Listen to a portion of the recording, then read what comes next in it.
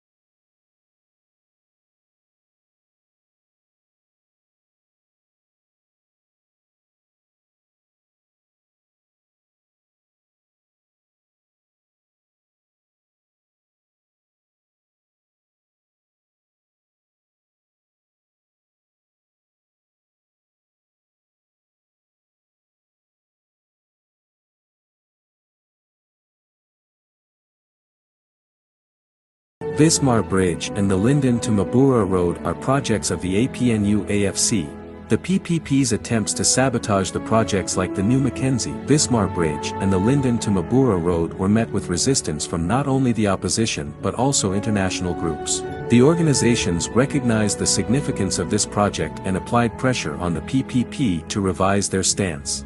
As a result, the PPP was forced to relent and allow the project to proceed. Do not to be fooled by the recent attempts of the PPP to take credit for these projects. The Mackenzie-Vismar Bridge and the Linden to Mabura Road projects were championed and initiated by the APNU-AFC coalition. The PPP had shown no interest in serving the people of Linden and Region 10 until the pressure and insistence from opposition and external forces were too strong to ignore. The APNU-AFC coalition, on the other hand, has consistently advocated for the development and well-being of our community. They have conceptualized and secured funding for these projects with the sole intention of improving the lives of the people they serve.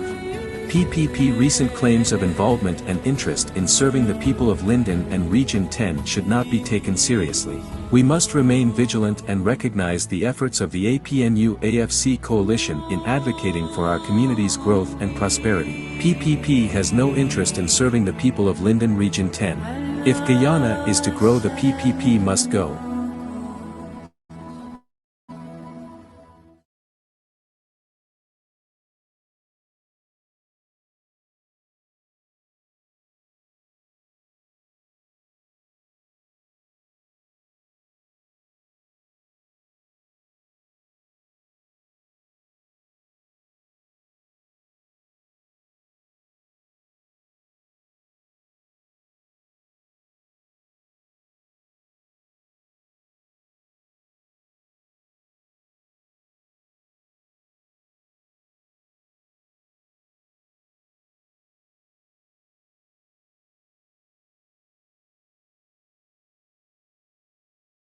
I have the mayor, Mr. Sharma Solomon, and I also have with him the deputy mayor, none other than Mr. Dominic Blair. Welcome to Facing the Nation.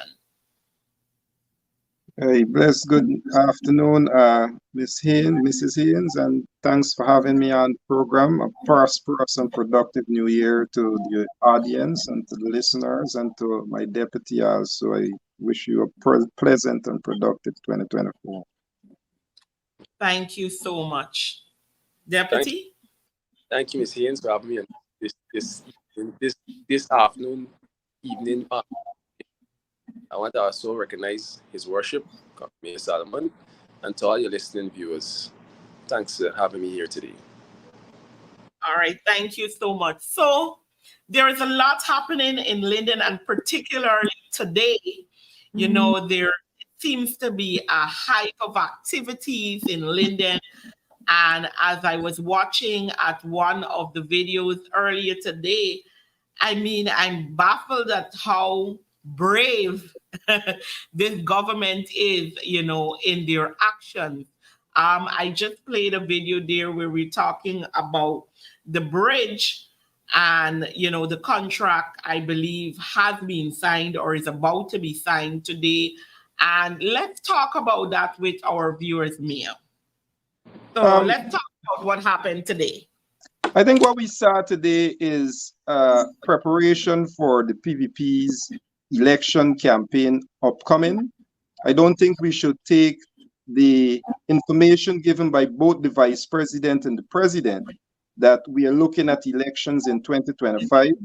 I believe what we are seeing, and unfortunately in all of this, persons may say, but Sharma, Linden, are you not seeing development? Of course, we are not anti-development. We never were.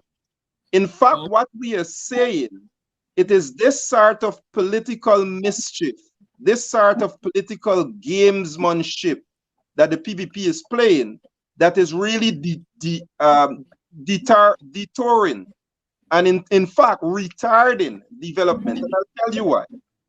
Because these projects are not today old. These projects were conceptualized long in the days of the coalition government. So if Correct. we're talking about development, what the PPP needed to do is when they got into office in 2020 was to move these projects forward since then.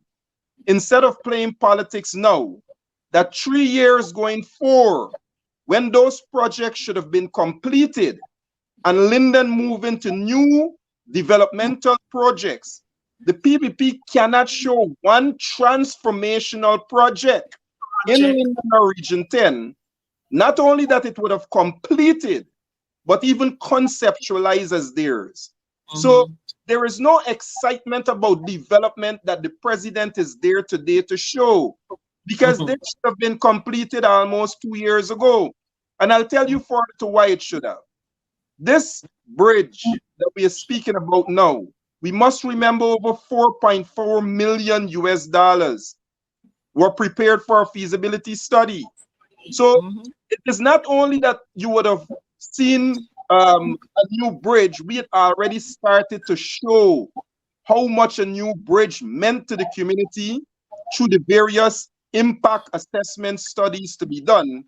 And that is where this government should have picked up on. So I think we need to put things like that into perspective when you hear about development, and to appreciate that what we are doing is bringing information to the general public, that not to be misled, that what Mhm. you're seeing is not that we don't welcome our own initiative that the coalition had put forward. Is Prepared. that Mhm. we're seeing in playing this sort of politics, what the PPP is not bringing to you is no real development, no real transformational project, because these were already projects on the agenda that should have been completed by now for us to move to new transformational projects. Not that this country in an oil and gas sector is with the surplus capital to see investments within agricultural development, in tourism expansion, in manufacturing. Instead, we are still speaking of a bridge and a road to Linden to Lethem that should have Correct. been completed. But give me Yeah. one more Mhm. point Go about ahead. what you saw the plane of politics was. It was this same government, without having to first come under pressure from the British government, that if they don't use the funds available, then they will lose out on much more funding. So in Mhm. essence, these are not projects that this government is on record of even wanting to see in the first place when it comes to continuation of them. So those are very important facts for us to bring out to the general public, Mrs. Ames. I wanted to say that when we started out, and as you're pointing out here, this project, and I believe my operator has a photo there of the project timelines when it was signed with UK and the government of Guyana, the then coalition government, where we would have actually seen the completion of this bridge if all the steps were continued and followed. When this government went into power in 2020, we would have seen a completion of this bridge in December of this very year, according to that the projections as it would have gone, and starting at May 2017. And you know what is, well, it's not surprising, but it is bothering for me, is that the PPP has the nerve to put up a flyer that says to the bottom, another promise of the PPP delivered. I think that's why you see Linden, and it is very important because of where we are in this information stagnation. This is what the PUP is doing, and I think the deputy mayor will give you just what the optics of today's exercise meant in Mhm, terms of trying to desperately own something, which we may mhm. call shame, treating shame with shamelessness that is Yeah, not that's right. theirs, and to exclude all those who were part of bringing the concept alive for this bridge. But I give you a few in terms of where we challenge this narrative of the PPP of development and anti-development. That Mhm, our coalition government, our RDC, our municipality We are all in line with the developmental agenda of our town based on aggregating the interests of our residents and seeing where Linden and Region 10 fits into the national agenda, especially as we seek to brand this community as the heart of Guyana. Now, how can we be anti-development? How can we challenge initiatives that we as a government before were far in advancement of, as you just put up the clip to show? But let me say, as I explained just now, in retarding these projects from advancing and where they should have completed, what we have done in essence is taken away further advancement of initiatives to the community and to the region and ultimately Guyana. But not only in those very structural sense, Mrs. Haynes, also in the financial sense, because these loans were already put on the table. What this government was prepared to do, and I'll tell you what they did. They went ahead to refinance these loans, whether it was the Linden to Soosdijk Highway, whether it was they went ahead because of the delay, and in refinancing those loans, what this government have not said is what now are the new borrowing rates, what now, of course, now have to pay more on them. So if that is the case, that we have to pay more, if it is that we have to refinance, then you're not bringing us development. You further retarding our treasury by burdening us because you want to play political games in holding back this development from happening, which should have been completed a year ago. Correct. At this time, I want to bring in the deputy mayor. I was made to understand, as the president, I was made to understand the program was scheduled to start at 10. It started late because the president did arrive late, and there were a series of things that would have occurred when you guys got there today. Let's talk about that. Right now, the acting mayor. Right now, I'm the acting mayor. I got to the event on time for 10 o'clock. The event started late. I was treated unfair.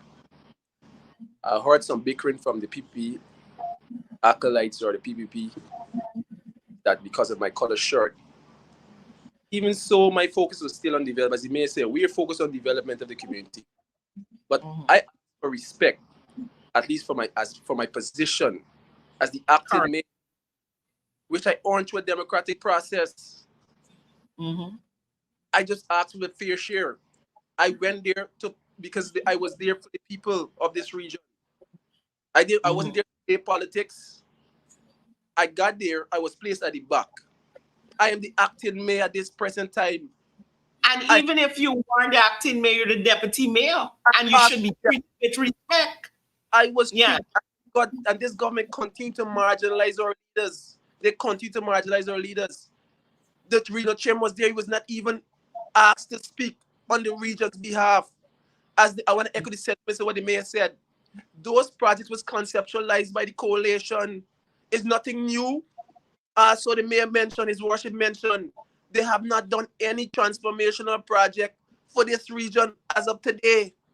Now, I got there, sit down, to put my input because I'm an elected official and I was treated with disrespect. I was marginalized. I was treated unfair. So I got the place at the back. And I am the deputy mayor, also acting mayor presently. The people government have to respect offices in this region. They continue that. And it's not something happening just only today. It's been happening over a while. So I want to let the Region 10 know we are out there representing you, but we have been disrespected at all costs, even at the municipality level. We have candidates operating like they're the control of the town. You see what happened our last fight we had with the town clerk, with the SOPs were because they like to talk about SOPs. The commission did not follow the SOPs in hiring a town clerk. They imposed a town clerk on us. They continue again to disrespect this region. And I want the people of Region 10 to understand what are we facing as officials. Those projects is nothing new they came to us with. Those was conceptualized by us. I just want to put that out there. Thank you, Deputy Mayor. And I want to make this point very clear because, the government loves to speak about protocols and what should happen and why this doesn't happen. But it is in no form acceptable for the government to come into a region where they are elected officials and meet them with disrespect and not respect their offices. And it doesn't matter, the color of your shirt is your shirt. And that color is a color in the flag of Guyana. And nobody can place you or say this is not because you're wearing, etc., one color that you cannot be seated somewhere. And I'm calling on Guyanese. These are the things that we have to continue to hold the government accountable for. And when we come to our places, we do. I was told as well that there was some action taken by you guys after that scenario. Let's talk about that too, Neil. Soon as I got the thing, I was in a confrontation with one of the PPP, one of the party members, and I left right away because I recognized that my voice could not be heard. I'm here. Look, I walk into an ambush, surrounded by PPP. I'm sitting in a seat surrounded by PPP candidates that run for the local government campaign. And I'm there to bring representation for my tongue so I could go back and properly represent, tell the people of my tongue what development is, because I'm dealing with these people on a daily basis. The president don't deal with people of this country on a daily basis. I deal with the people on the ground on a daily basis. At the local level, we deal directly with the people. So we have to be properly informed. I went there to be properly informed so I could let my people know. And again, that developmental project was conceptualized by the coalition, as his worship said. Those money were there. They came, they tried to invent a wheel that was there. I think fundamental to what we have always promoted is Article 30. There is no favor, there is no, by the way, that the officials of the region asked to be involved in these developmental agenda. Article 13 dictates that anything is to happen that will impact the lives of the people, they must be involved in the process. That's what pure democracy says. That it must be consultative, inclusionary, and participatory. Now, you cannot have events, and I made this precedent quite clear, even as we were council-elect at the BOSAI function, that you're not going to have regional officials and seat them anywhere in the audience. You're not going to come to the region, and you're not going to inform regional officials. You're not going to spend and act on behalf of the people of the region and not be accountable of it in terms of good governance, because we will hold you accountable for it. We will call you out on it. We will act on it when we see it, and we will not encourage it, because it should not be. And this is not a personal view. This is in line with Article 13 that says what must happen. And if we don't hold firm to Article 13, then what we will have is a runaway government that is doing exactly what they think that they can do, which is have no respect for regional officials, and not just officials, but elected officials who act in representation of the people who elected them. So I think what the region is rightly doing is not only bringing these matters so that people have clear understanding of where they came from, but to demonstrate further that what will not be accepted is the level of disrespect that comes from central government to local government, especially if Article 13 is not followed and people are not allowed to be part of the decision-making process that impacts their lives. And we've been seeing it with things like that, whether they've been knocking down squatters' homes, whether they've been moving in the community and putting up roads without the involvement of community. I saw the deputy and a couple of councillors had to get involved at one time in the Canvas City area.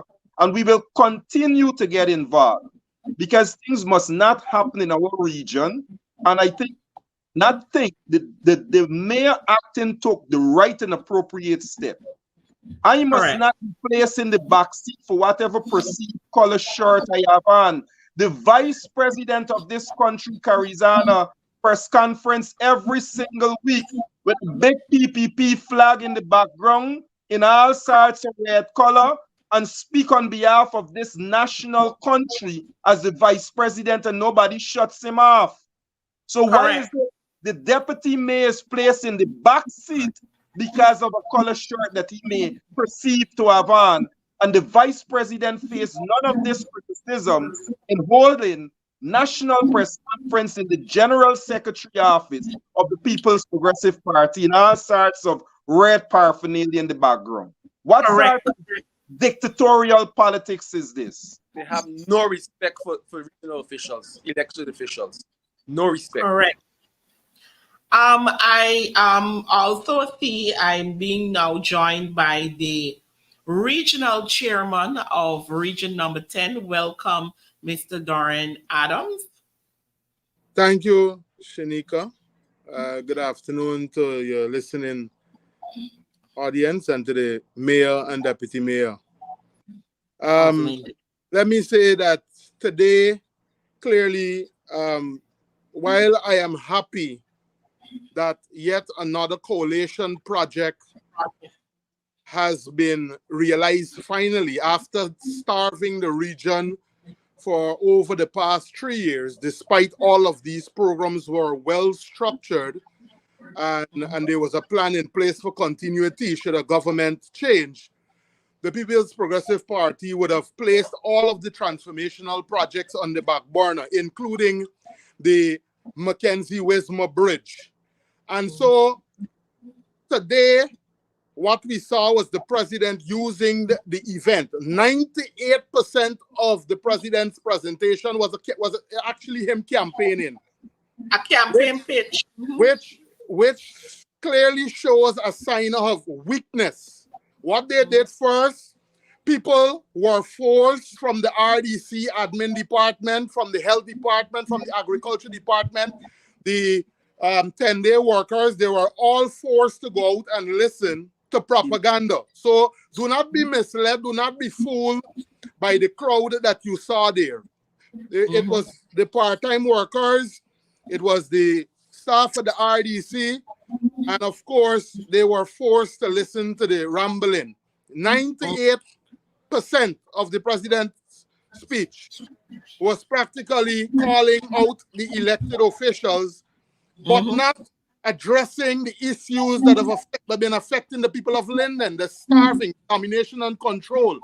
Now, let me say this. The coalition government recognized that Region 10 is well positioned geographically, and it is positioned in such a way to become a major center for business and finance. And that is the reason under David Patterson, the new Mackenzie-Wismar Bridge was given priority, just like the road from Linden to Mabura. You remember the UK, they told the PPP told the UK government that that was not a priority for them.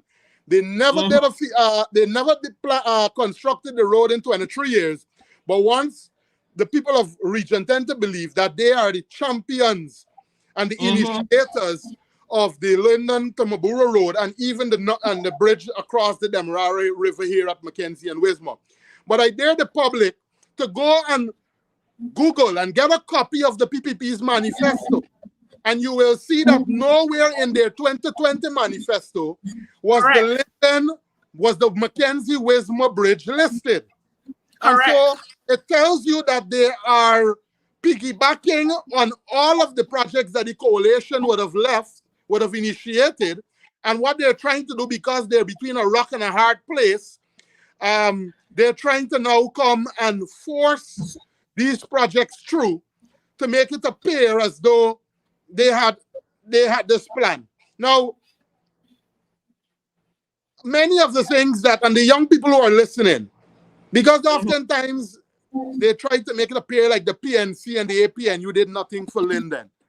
The Linden-Suzac Highway that you travel on every day, it is the PNC who constructed it. The Harbor Bridge is the PNC who constructed it. The multilateral schools, it is the PNC who constructed it. Amelia's Ward Housing Scheme and Wizrock, it is the PNC who constructed it.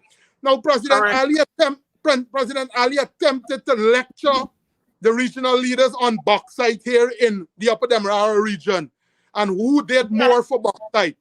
It was under the People's Progressive Party that bauxite workers were treated in the most inhumane, and the most harshest conditions. It is under the People's Progressive Party that they attempted to take a site that has millions of dollars worth of bauxite, Block 37, and try to build 1,000 homes on it without consulting with the Chinese company.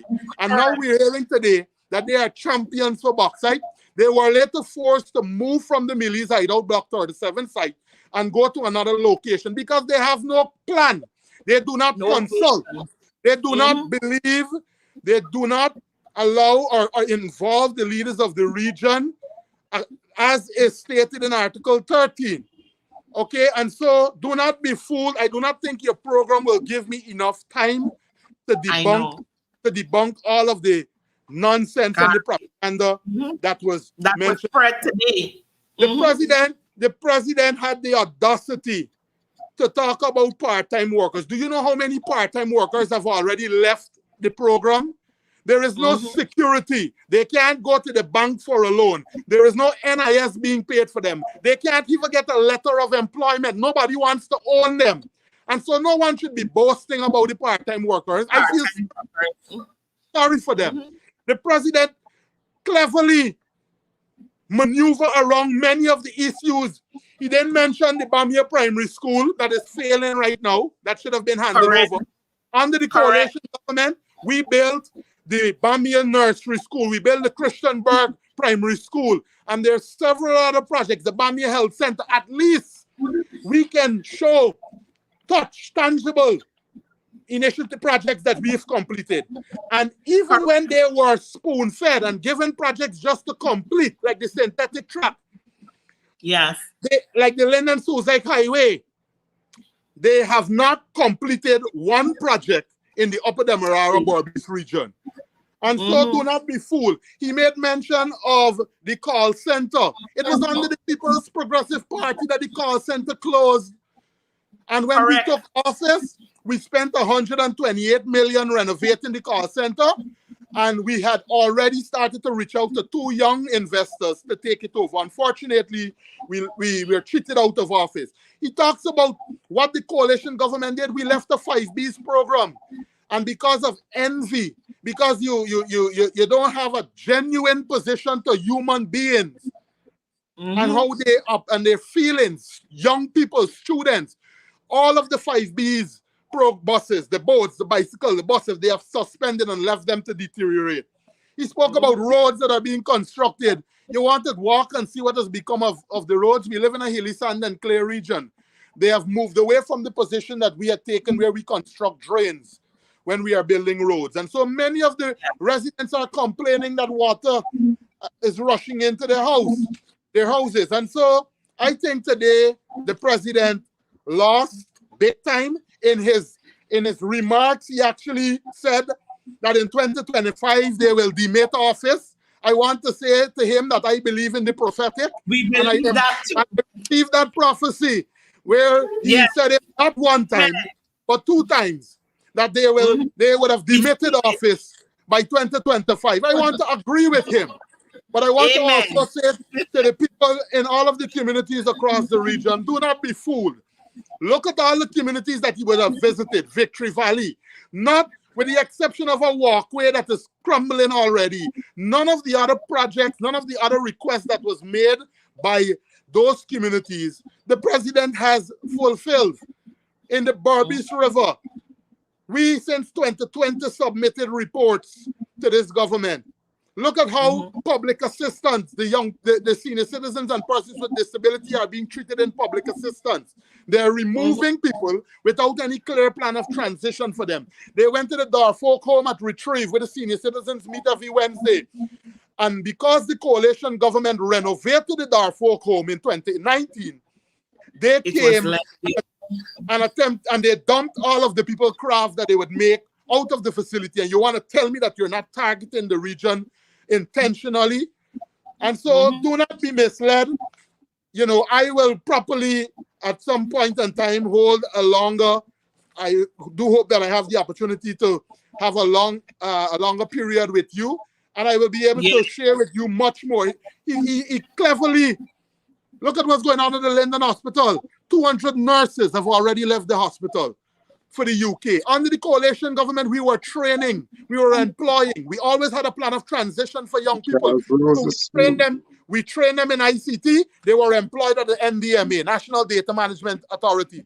We trained them in healthcare, and they were employed as patient care assistant nurses.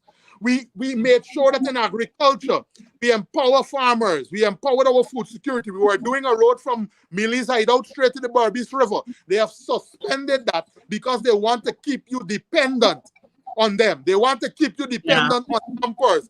And even when your tax dollars are used to buy and purchase hampers, even in the face of a tragedy like the flood, we were the hardest hit region.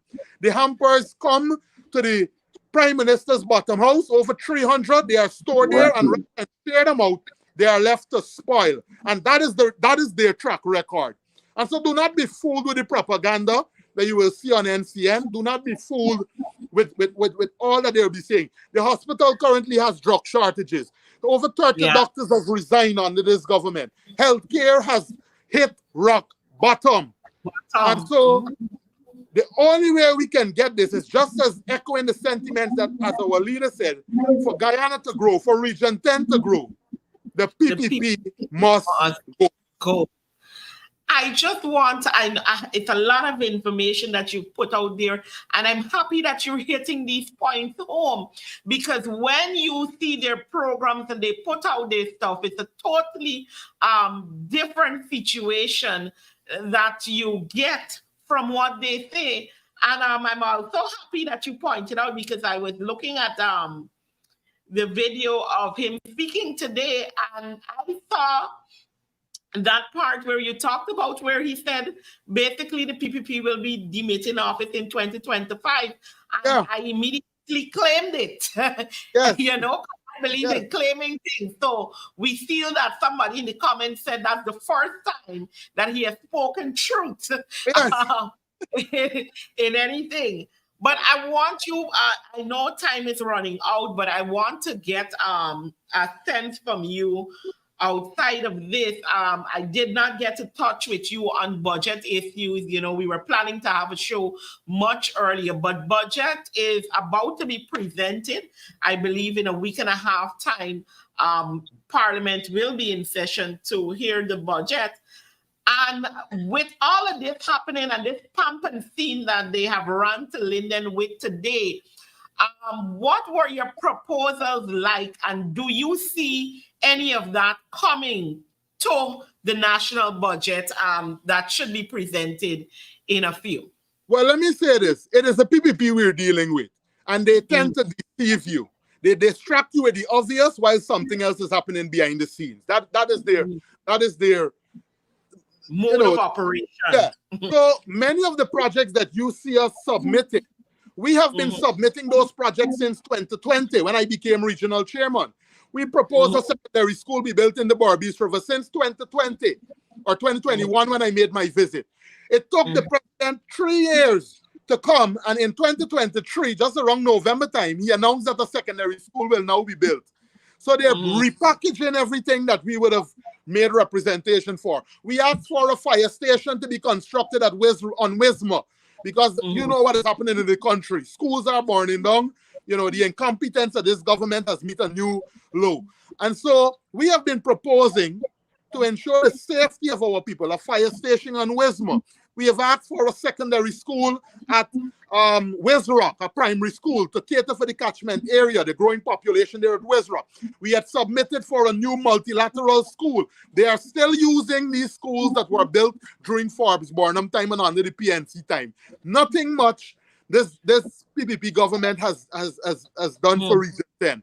And the little that they attempted to do, if you go and you do a forensic on them, they're all failing.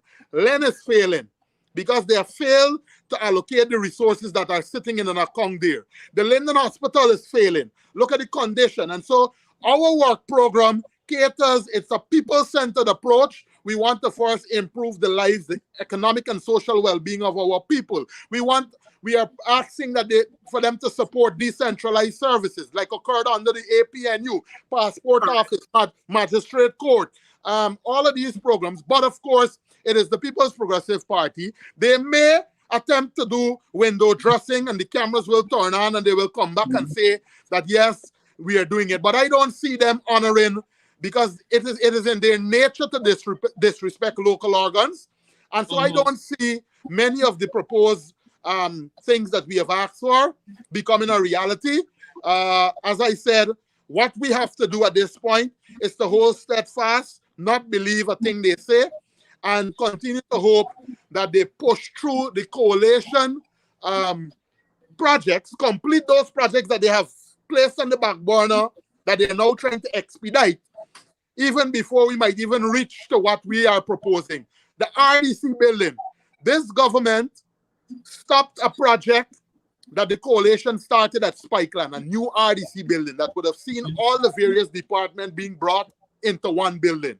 Right now, we are scattered. Health is in one location, agriculture is across at Wismar, and so the coalition was building an RDC building at Spikeland. They came into office, stopped the building, said that they want to change up the design. Dharmalal took it out of the budget on 2 consecutive occasions because we justified. We had strong justification. You have the accounts department, water backing up into the offices, wetting up documents in the procurement department. How does this government treat the people who are under its direct employ in such manner? Leaves much to be desired. Correct. These are your staff. Feces backing up into the accounts department. Staff got to be running out, walking out. Millions of dollars in documents, cardboard, and so on that we buy for teachers have to be discarded because they get damaged. And this government, for the past 3 years, consecutively years, has removed this admin building from the region. Go to Region 6. Look at what the RDC building look like. Go to all the other regions that they control, and you will see that it is nothing like what we have to contend with here in Region 10. And so I don't have any confidence or faith in the budget. I believe it will be, the president was just pulling wild numbers out of the air, trying to make a comparison from 2015 and 2020 when the coalition was there, how much we spent on roads and education and so on. But this government is using oil money. They've maybe went over $1 trillion. Yet we did so much for public servants. We increased their salaries by 77%. We built, as I said, we decentralized. So we created the Bertram College of the Public Service for young people. 184 of them were trained. They closed all of that down. We started the dormitory at LTI. It has not even finished yet. That would have brought students out from the Barbies River who wanted to complete a course in mechanic or car or masonry or whatever. They have suspended because they do not want to empower you so that you can teach others how to fish. They want you to be dependent, and that is why they're bringing cash grant. And these are the food hampers, which leaves our people in a perpetual permanent state of dependency. I cannot support the government's approach. And, you know, what we have done is practically, we have launched the Regional Economic Advancement Partnership because we recognize we cannot trust them, we cannot depend on them. And we have started to partner with the U.S. Embassy, with organizations like Safe Guyana, with ExxonMobil, and that is how we are pushing our sports agenda. Let me tell you of this. The Region 10 is the talent basket for this country, Shanika. And this government, during election time, we were told that the synthetic track would have been completed in 2 weeks. Charles Ramsey, the Minister of Culture, Youth and Sports, cannot point to one project within the various sports discipline that he has completed. Not one project. Even when they were given a jump start, we started the coalition, the synthetic track. They can't complete that. Our athletes have won the championship more times than any other region. Correct. And we have to go on that track and tell them we will take those athletes on that track. Have not given they came to Region 10, dismantled the facility there at the sports club, did not consult with the regional official, did not consult with the members. And so we don't know what is happening at that facility. But you know what? As the mayor said, and I support him, when the facility is completed, whenever, and I'm sure it will be completed under the coalition government, because the Minister of Culture, Youth and Sports clearly is incompetent. Not one project, not a basketball court. He hasn't even put up the lights in Christianburg, lying on the ground there for the past 3 years. Christianburg, Spiteland, Westwood 2 could never turn on. Not a football, not a peg boots. This man has ever come a backboard. The Raiders Retrieve Court, the office of the regional chairman with the other partners, we are the ones who initiated steps, and we placed lights across that. ExxonMobil came and did the bleachers. The RDC, we had to press them to do the washroom facility. The Minister of Culture, Youth and Sports is a lame duck. You understand? I agree. So even when we attempt to do our... I think we just lost the regional chairman, but he's making some great points there. I mean, we talk about the Minister of Youth, Sports and Culture, and as he rightfully said, what an utter embarrassment and shame, Shanique. I think during the local government, as the chairman mentioned, they said we were going to get that track. It wasn't until the chairman, myself, and councillors took to that track and said that we were going to start our school sports, and that is how we had into schools being run on that track. Because up until 2 weeks before then, if you can remember, it was activist Nigel Landon who went out there and was very concerned that we weren't going to have that track available for students. We were not going to get that track until the intervention of yours truly and the chairman walking that track. So we have video evidence of saying we will do our sports on this track. And having that sort of pressure placed on the ministry, our students went out consecutive and win the national champions at it. Correct. It's the same minister. I had my own encounter with him in the community of Pleasance when I began to ask him about the ground that we were unable to use for the longest while, and the minister turned his back.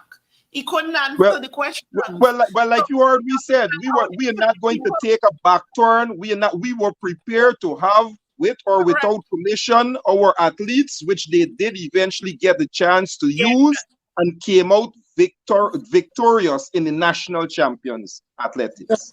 Shanika, Shanika, the government of the day is deceitful. You may have seen many of the times when we have our Mashramani Celebration Republic, the Linden Music Corps band would oftentimes lead the military parade. The first thing they did when they came to office is suspended the funds that the little funding that we were given. And so they're not interested. He spoke about GWI and how they invested in water. Let the people of Amelia's Ward tell you the condition of their water. The coalition dug about 3 or 4 wells during our tenure. We never had water issues between 2015 and 2020. We placed wells in South Amelia's Ward and many other parts in Wizrock. Today, 2023, in the fastest growing economy, they fired 300 GWI staff countrywide. And so that is the reason why we have this state. That's why our residents are experiencing what they're experiencing with water. Our track record is on display for the world to see. And so the Linden to Mabura Road is coalition. The Linden Suicide Highway, we started to light it up, they suspended it. Patterson had already completed the feasibility study for the road. They placed it on the back border. The synthetic track. And there's so many others. Over 1,000 scholarships were given out to young people. We started the Bertram Collins College of the Public Service. Len currently has 300 million sitting in our account that they refuse to give to farmers, to small businesses. But they want to give 250,000 because they know it's a way to control people. They closed our nursing school. Region 1 to 9 nursing continues. Only in Region 10, the nursing program for year 1 was suspended, and they sent home all of the nurses. And now they took a full 360, come back wrong, and saying how Guyana now needs 600 nurses. When you shut our program down here, refuse to empower our young people, now you come full circle and now saying that we need 600 more nurses. You know, it's just unjust, unfair. And the only way we can change things and make Region 10 shine again is with the APNU AFC government in place. Chairman, if I should add, Go ahead. In West Watuka last month, they had a village there. The residents had to go and turn on the lights. We had to go with the residents on the ground to get that lights up and running for Community Day. But I think the context you must put, Deputy, is that December, it is this same president that walked the whole of Linden for $30 million, including West Watuka, at $10 million per ground and put those lights up. That you had to go with funding with the community and turn it on. And turn it on. And the ground is run by friends, family, and favorites again. To get access to the ground is friends, family, and favorites. It was a challenge to get to use the facility. And that's why I'm fearful of what's going to happen to Mackenzie Sports Club. Because as today, as an elected official, I have not seen a comprehensive plan about Mackenzie Sports Club. Something is dear to this community. Mackenzie Sports Club is a facility that this community, we know we use the facility for wakes, for burial, for crusade. And of today, we have not seen a comprehensive plan. They said it's going to be a multi-purpose facility. But who knows what is multi-purpose facility? It could be cricket and hockey. And we are predominantly... No clear plan. Haven't been giving we have that. not seen a comprehensive plan about the facility. We not even understand up to now. No one has sit down with the elected official on this facility. I don't know if the mayor and the regional chairman could attest to this is what's happening on the ground with the sports club.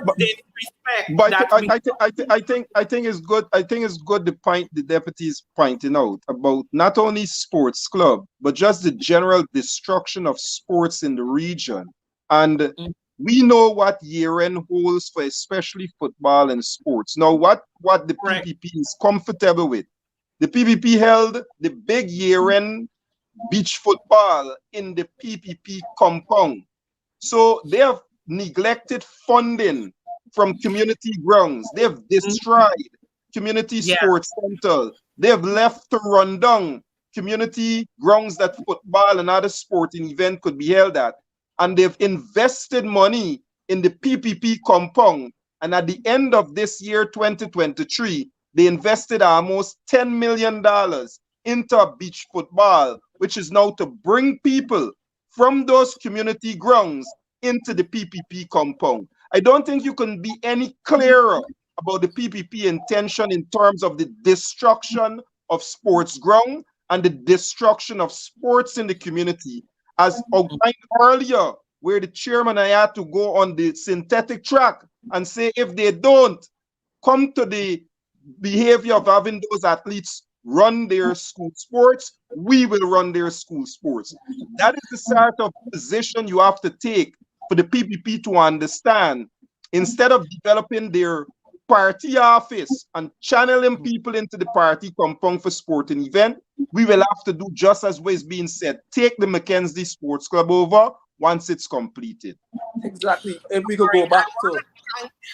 So we're basically already out of time, but I want to give all of you an opportunity at this point to, make any closing point that you think that you need to make, anything that you forgot.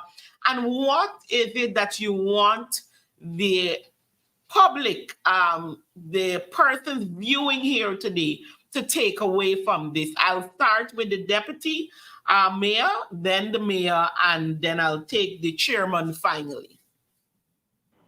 I want, in closing, Ms. Haynes, I just want to say goodbye to the listening viewers. We believe our policy is good governance, and we believe in good governance. And this is why we're out here. We're even here today on this show to highlight where the practice of good governance is not being shown. One of our motto is people over politics.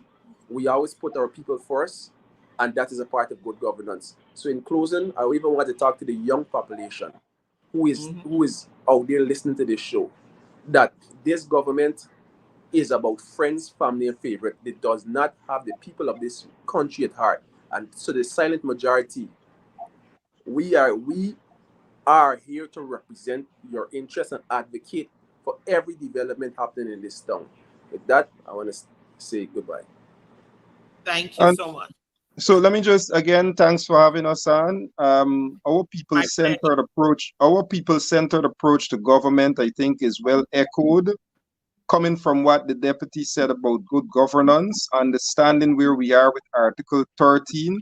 That people-centered government is pegged on the democratic principles of ensuring that people are well represented. And I think what we are demonstrating here this afternoon is, in that representation, is bringing the facts and the truth of not only where these developments started, but in playing politics with the people of Linden, how much PPP would have retarded their growth and development by playing this sort of politics, and to demonstrate where we see a true intention by the coalition, by your RDC, by your municipality, and not only to represent, but to advance the issues that will uplift your lives. Not like a Bamia school that was attempted and failed, not like those 3 community grounds.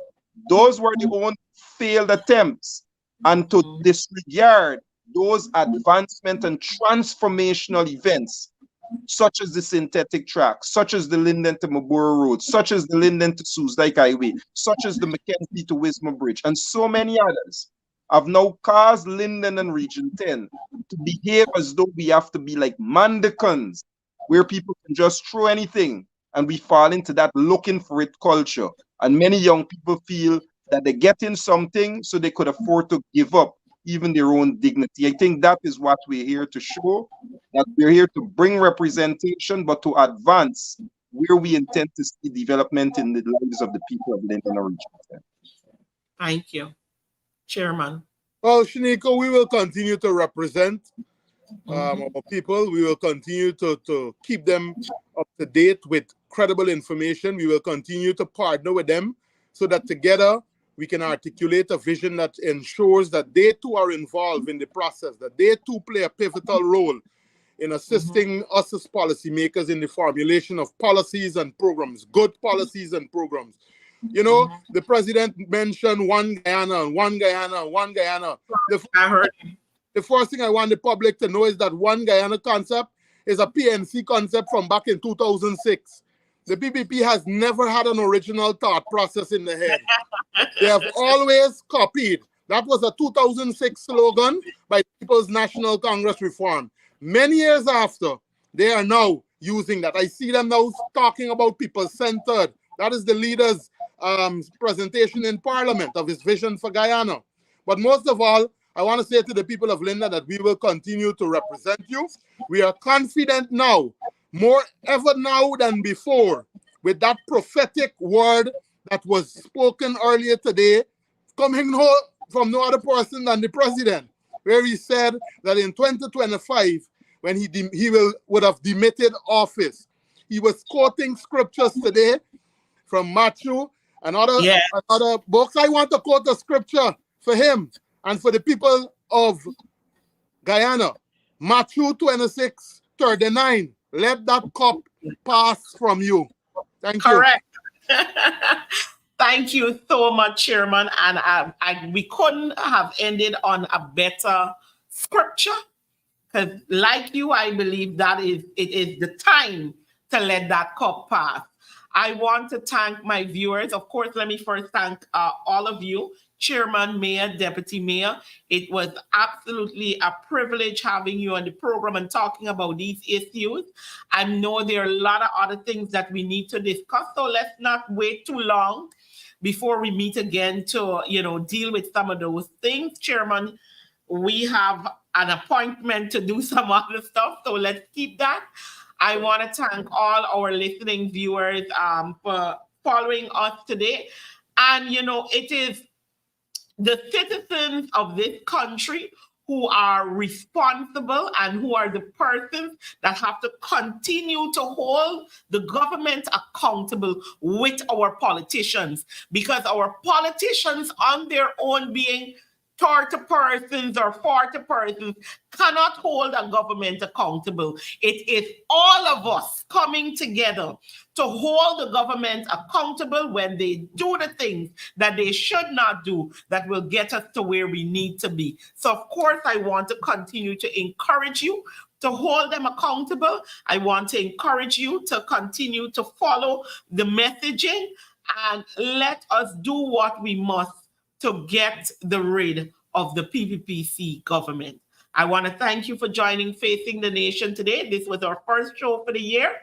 Do watch out for us again next week, 12:30 to 1:30, Channel 6, and all our social media platforms.